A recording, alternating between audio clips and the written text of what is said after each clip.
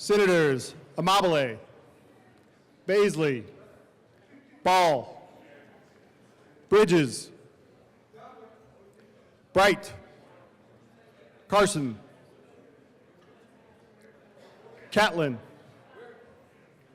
Cutter, Danielson, Doherty, Exum, Frizzell, Gonzalez, Hendrickson, Judah, Kipp, Kirkmeyer, Kolker, Liston, Lundeen, Marchman, Michelson Genet, Mullica, Pelton B, Pelton R, Rich,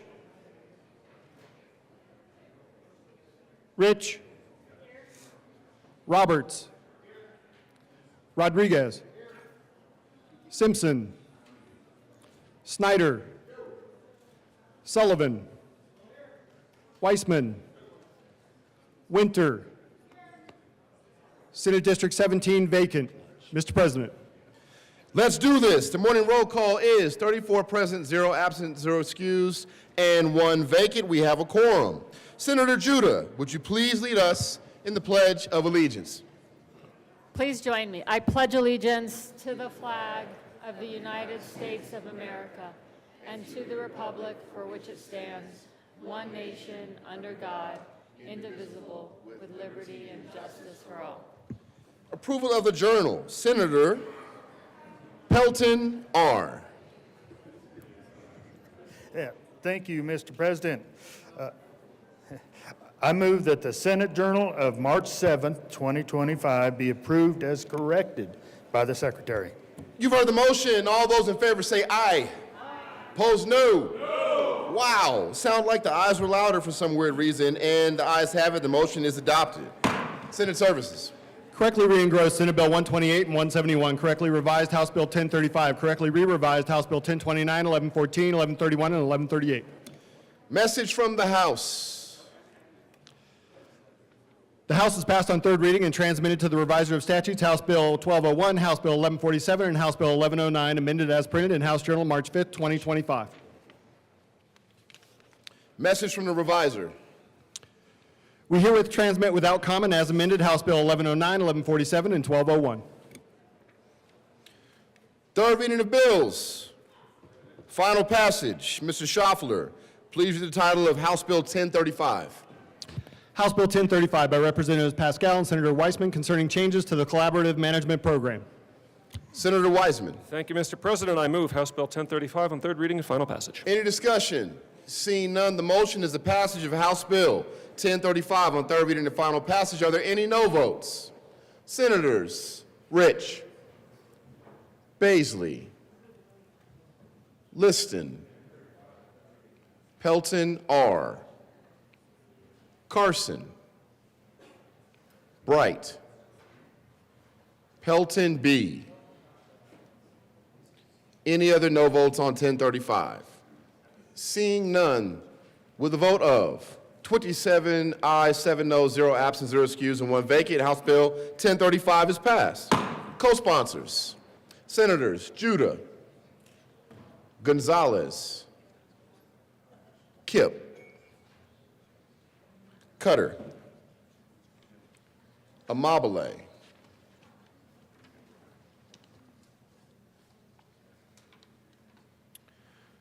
General orders. Second reading of bills. Senator Ball. Thank you, Mr. President. I move the Senate resolve itself into the Committee of the Whole for consideration of general orders, second reading of bills. You've heard the motion. All those in favor say aye. Opposed, no. The ayes have it. The motion is adopted. The Senate will resolve itself to the Committee of the Whole for consideration of general orders, second reading of bills, and Senator Ball will take the chair.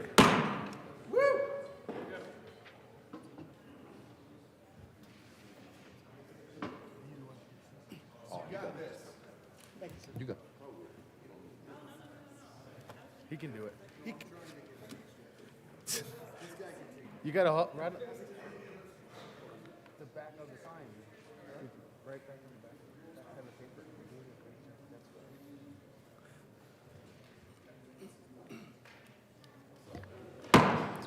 The committee will come to order, and the coat rule is relaxed. Mr. Majority Leader. Read the first bill. Oh. Will the clerk please read the title to House Bill 251027? House Bill 1027 by Representatives Gilchrist and Brown and Senator Doherty concerning modifications to statutes governing disease control. Majority Leader Rodriguez. Thank you, Mr. Chair. I move to lay over House Bill 1027 until Thursday, March 13th.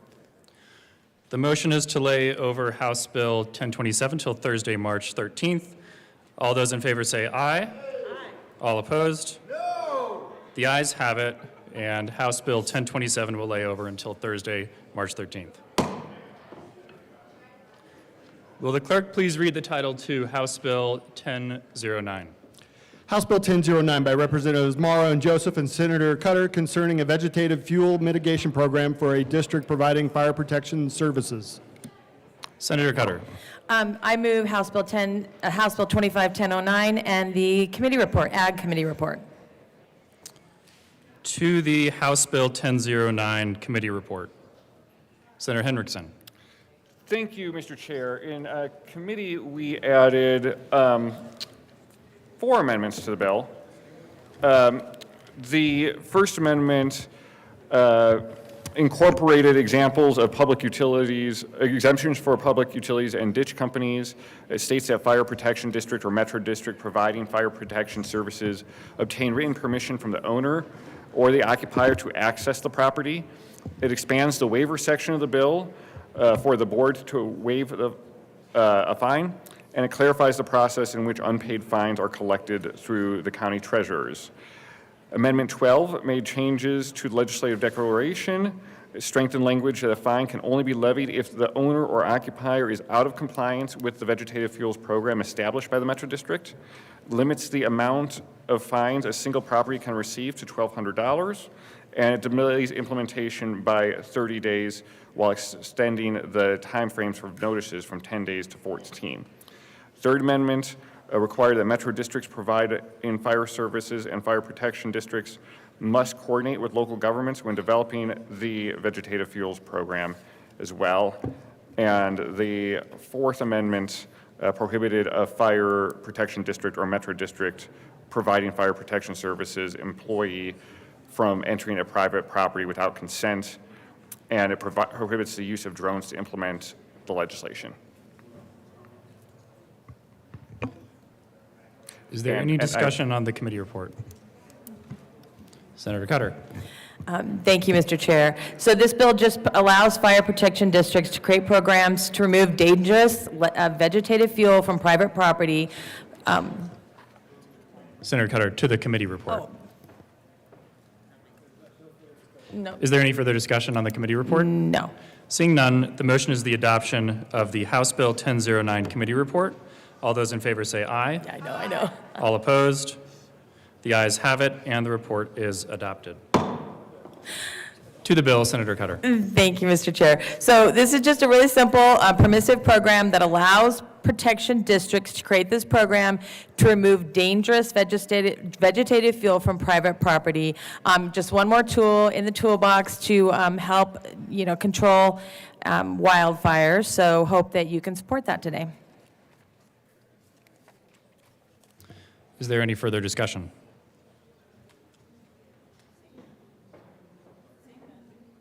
Mr. Minority Leader. Thank you very much, Mr. Chair. I rise with serious concerns about House Bill 1009. Marketplace already takes care of this. If any of you have property, have a home, have insurance on that property or home, you have a relationship in which the underwriters are already talking with you about what you need to be doing to make sure that your property is defensible and therefore insurable. 1009 intrudes, as government so often does, into this conversation and says, here's how we want you to do it. No, by the way, if you don't do it our way, we're going to fine you.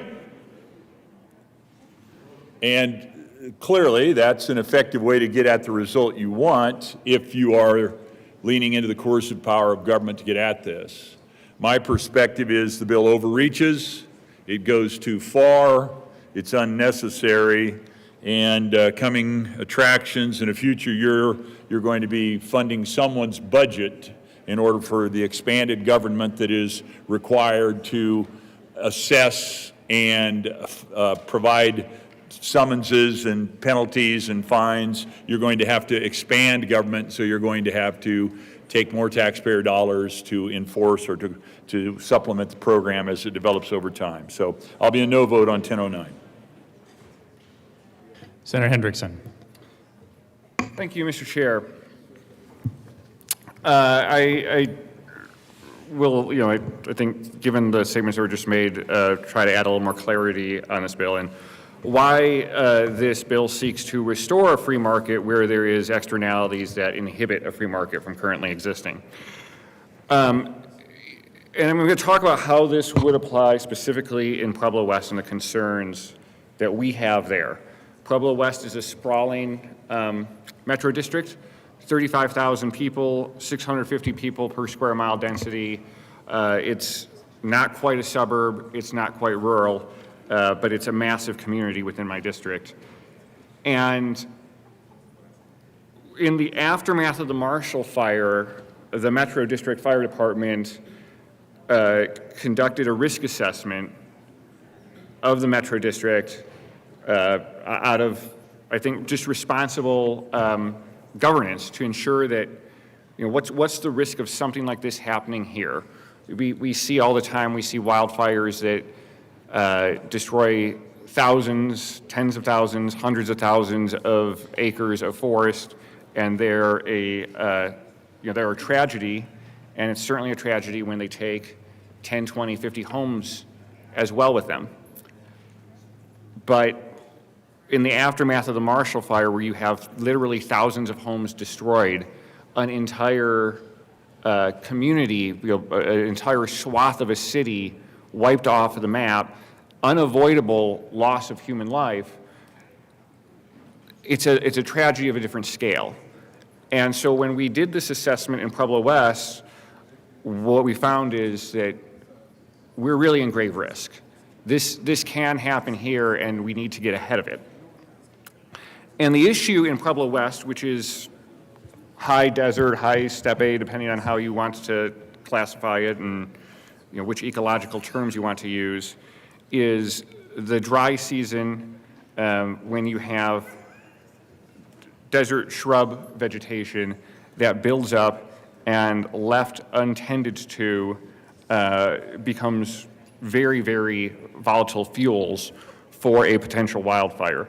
And then you get the winds and the dust storms, and the dead vegetation carries, and there is, it's the tumbleweed capital of Colorado, and it will build up on the fence lines and create a massive fuel pile for fires here in this heavily populated, quasi-suburban part of our state where fire can travel and the effects can be devastating.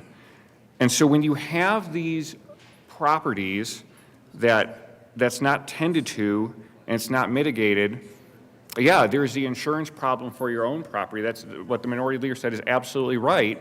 But here's where the market failure comes in, is it then becomes an insurance liability for the surrounding properties when that persists. And so you're paying more in insurance because of the actions or inactions of your neighbor. And on top of that, you're at risk of losing your home. You're at risk of your safety being jeopardized because of the actions or inactions of your neighbor. And the ability to give Metro District governments the tools to address this type of activity, which is not free market because it is severely impacting a non-consenting party, is what we're trying to do. That's why I'm proud to be joining my co-prime sponsor on this bill and why I ask for an aye vote on 1009. Senator Frizzell. Thank you, Mr. Chair. The first thought that came to my mind with this bill is, why are we legislating this? Why are we legislating behavior of one community and applying that to everybody? I'm just going to tell you a little story, because, and this is very germane to this particular situation. I grew up in a place in Douglas County. My parents built their house there in 1972, and Douglas County was a very different place back in those days. There was nothing in Douglas County. I thought my parents were moving me to the complete sticks of Colorado, and they kind of were. But they built this house in this beautiful community called Perry Park, which is just west of Larkspur, backs right up to Pike National Forest. Beautiful, beautiful place to live if you like to play golf, great golf course. But here's the thing. It backs right up to Pike National Forest. This is heavily wooded, tons of scrub oak. And in times of drought, it could be kind of a potentially dangerous place from a wildfire standpoint. So much to the point where, fast forward a few decades, my husband and I moved back to Perry Park, lived half a mile from my parents who were still there, and I happened to join the Metro District Board of Directors because I have a problem with volunteering too much. But here's the thing. This is like back in 2000, so 25 years ago. Again, Douglas County was a very different place, but Perry Park was still the same. Still heavily wooded, still tons of scrub oak, still backs to Pike National Forest. And what the Metro District did that I thought was really, it was one of the things that I was really, really proud of, is that we instituted a fire mitigation program in our community. Because Perry Park Metro District has a mill levy, and we made the decision as a board to use those funds to assist, educate, and pick up slash, because it's a problem there. This was something we did all on our very own without the state legislature telling us what we had to do or imposing fines. It's been an extraordinarily successful program. It's still in existence, and if you happen to be in southwest Douglas County driving along Highway 105, pop into Perry Park during the summertime, and you will see people who have piled up their slash next to the road, and it's going to be picked up. Interestingly, after 2000, after we started this program, which was very, very successful, we had a fire. It was on the 4th of July. And I remember seeing the helicopters coming by Lake Wakanda, picking up buckets of water and dropping it, and they put it out fairly quickly. We were lucky.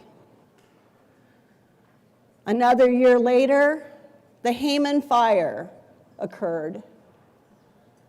And I got evacuated with my dog and the guinea pig and my kids and my husband, my parents. Their ashes raining from the sky. But we weren't worried that much about what was going to happen necessarily in Perry Park because we were working on fire mitigation. We were worried much more about Pike National Forest coming, a fire coming through that way. Here's the thing.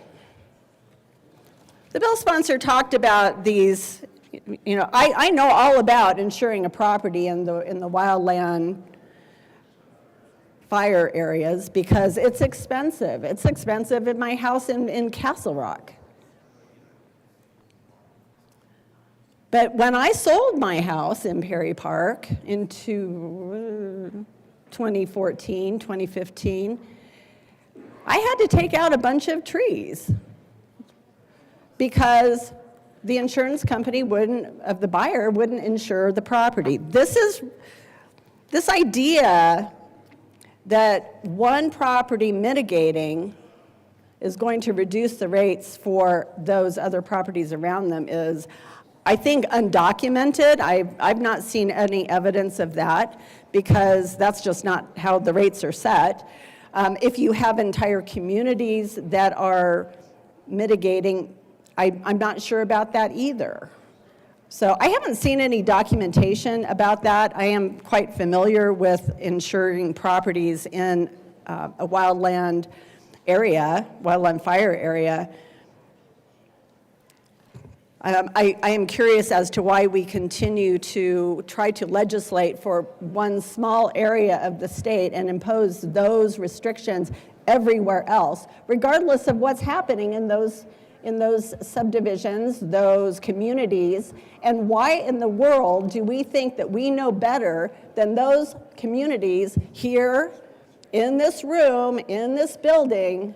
Why do we think we know better than what's right for them? If Pueblo West has a problem, then Pueblo West should solve their own problem. We should not be imposing government on anybody else. We just shouldn't. We should not be expanding government. That's not our job here. Thank you very much. I ask for your no vote. Senator Henriksen. Thank you, Mr. Chair. I just want to respond to some of the claims that were just made by my good colleague from Douglas County. Yes, this is a Pueblo West problem, and yes, Pueblo West should solve this problem. That's why we have the bill, because right now our statutes prevent Pueblo West from solving this problem in a local manner. It stifles their local flexibility. And so what we're trying to do is give them the same flexibility that we give municipalities in this space that they currently don't have by statute.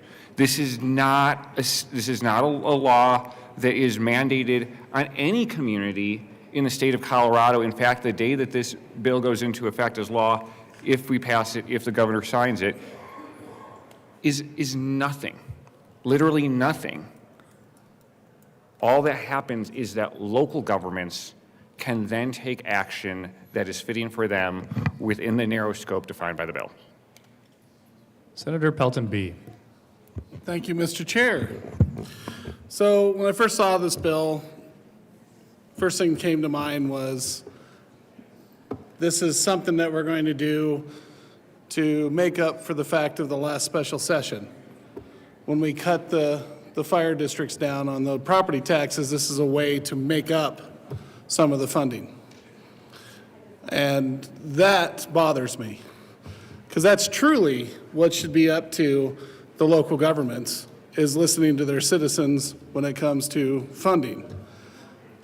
I know that when it came to me as a local government, when I was a county commissioner, I don't think I fined very many people. And if we did, it was over several meetings over and over and over and over and over again. And that we should never use as a funding source. That's my fear with this bill. I'm glad that agriculture was taken out, because there's a lot of land that we don't have any power over. It's private property, but we signed contracts with the federal government called CRP that we have no control over. That gets a little out of hand. But that's my problem with the bill. This is another funding source. And who's going to control that? That's my problem with it. I ask for a no vote on 1009. Senator Cutter. Thank you, Mr. Chair. And thank you for the good discussion of this bill this morning. But I just want to remind folks, as my good colleague from Pueblo mentioned, this is completely permissive. This bill is strictly permissive, which means that it's providing and encouraging local control. You all elect those fire districts, and then they can choose to do this program or not. And I appreciate the good conversation. Well, and I appreciate particularly that some communities are doing mitigation already. That's wonderful. My good colleague from Castle Rock mentioned her community, and that's great. And that's what we'd like all communities to do, but that's not always the case. And so when a fire district sees that, they can come in and, or a metro district, they can come in and, have the ability, have this as another tool in their toolbox. And I would also push back a bit on the fact that insurance, how insurance is figured. Insurance, we have conversations about that frequently in the wildfire space, and insurance actually does look at entire communities when it's setting its rates. So the costs that are incurred in insurance, fire suppression, all those things are well worth taking small measures like this, very small measures, to mitigate the risk of wildfire in any community. So I ask for your support today. Is there any further discussion? Seeing none, the motion before the body is the adoption of House Bill 251009. All those in favor say aye. Aye. All those opposed, no. The ayes have it, and the bill is adopted. Will the clerk please read the title to Senate Bill 25-154? Senate Bill 154 by Senator Kipp and Representative Hammer concerning enhancing access to educator pathways. Senator Kipp. Thank you, Mr. Chair. I move SB 154 and the Education Committee report.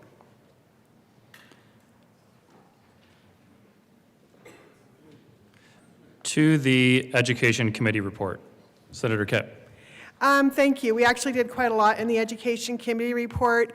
We had some language in the bill that was telling the State Board of Education what they wanted to do, and they didn't like that, and so we took that out, and they agreed to do it without us telling them what to do. So that's always a good thing when we can find non-legislative solutions.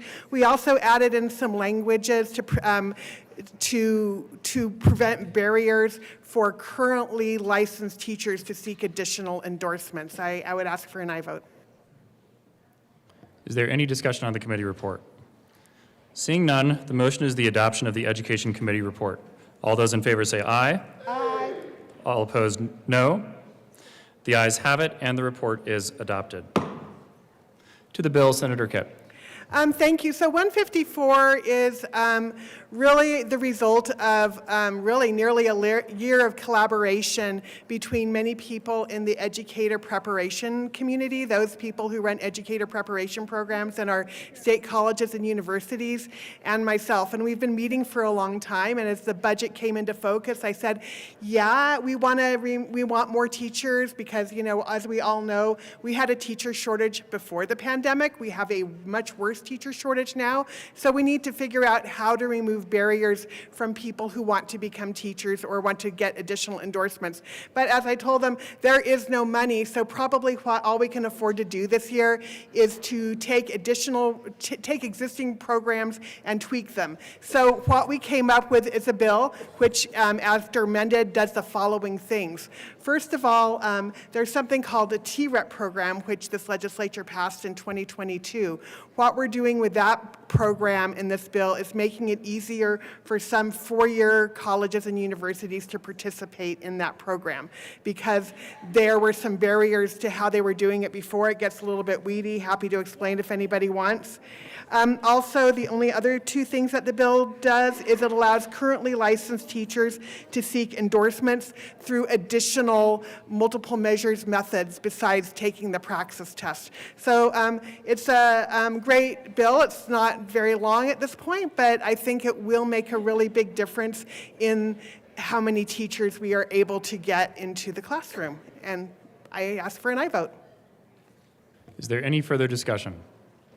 Seeing none, the motion before the body is the adoption of Senate Bill 25-154.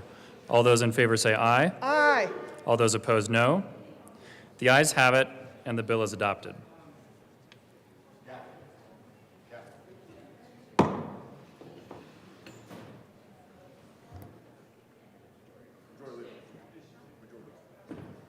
Oh, I do? Okay.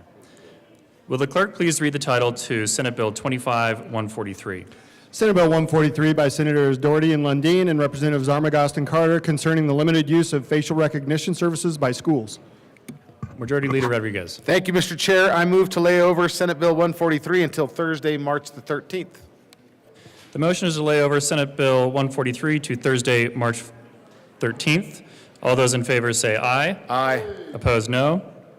The ayes have it, and Senate Bill 143 is laid over to Thursday, March 13th. Majority Leader Rodriguez. Thank you, Mr. Chair. I move the committee rise and report. The motion before the committee is to rise and report. All those in favor say aye. Those opposed, no. The ayes have it, and the committee will rise and report.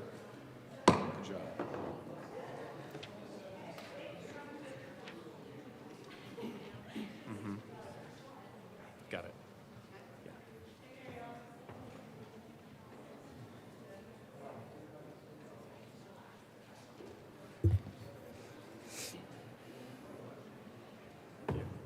Senate will come to order. Senator Ball.